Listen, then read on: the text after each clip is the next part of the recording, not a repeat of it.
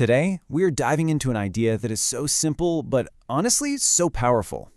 We're talking about how getting students to move their bodies is one of the best ways to get their minds fired up and ready to learn.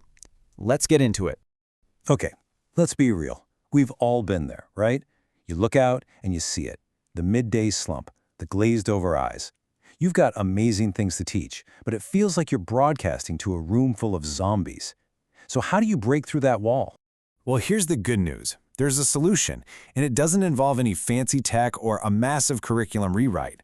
All it takes is a spark, a little bit of intentional, purposeful movement to jolt the energy right back into the room. So here's our game plan for today. We'll kick things off with the engagement challenge. Then we'll dig into the science of why movement actually works. After that, we'll stock up your physical movement toolkits. And finally, we'll talk about making movement matter. All right, let's start with that first big idea, the engagement challenge. Because when we talk about engagement, we're aiming for something way, way bigger than just getting students to look in our general direction. See, the real goal isn't just attention. It's getting to a state where students are genuinely energized. They're intrigued. They're inspired by what you're teaching. That's the gold standard we're aiming for. And you know what? Movement is a fantastic key that can help unlock it. Now, this isn't just a hunch or some nice feel-good idea. There is some solid science behind why getting students up and out of their chairs is just so effective. And what's so fascinating is this powerful chain reaction that the research shows. So physical activity boosts energy. Okay, that makes sense. And that leads to better attention. But it's more than that. The increased blood flow literally goes right to the brain, feeding the part responsible for focus and critical thinking. It actually primes the brain for learning. So it's not just a nice little break, it's a full-on cognitive boost. All right, enough theory. Let's get practical. This next part is all about the how. These are real, tangible strategies you can add to your toolkit and seriously, start using in your classroom tomorrow. We're going to break down 6 super easy-to-implement strategies. We're going to cover everything from a simple stretch to some more involved activities. And we'll look at how each and every one of these can totally transform the energy in your classroom.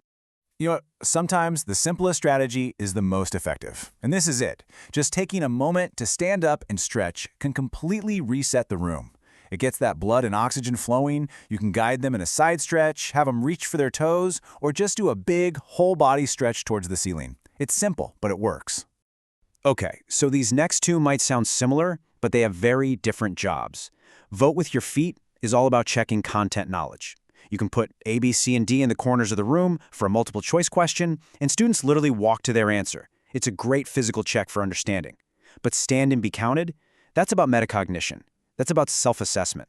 You ask students to rate their confidence on a scale of 1 to 4, and then they stand up when you call their number. It's about them thinking about their learning. This next one is just so creative. Body representations are all about asking students to physically become a concept, turning an abstract idea into a real, concrete action.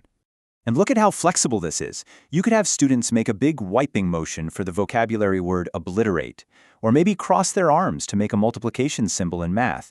You could even use a simple hand-over-heart gesture for a historical figure.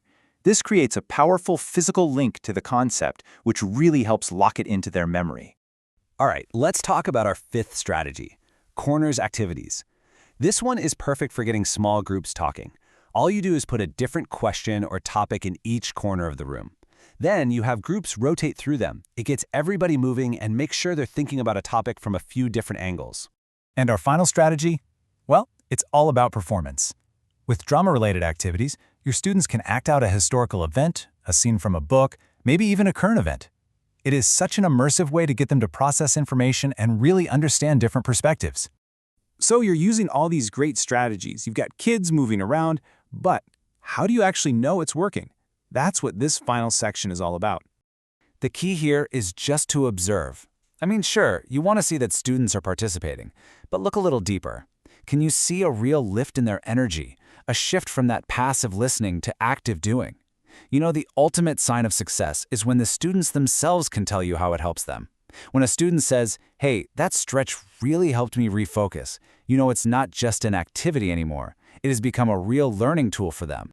And that really brings us to the big takeaway here. This isn't about having a checklist of activities. It's about weaving the science of movement into your unique art of teaching. It's about creating a practice that honors the fact that students learn with their whole selves, their minds, and their bodies. So as we wrap up, I'm just going to leave you with this one question. It doesn't have to be some huge change. What is one small, simple move you can make tomorrow to get your students up, engaged, and learning with their whole selves?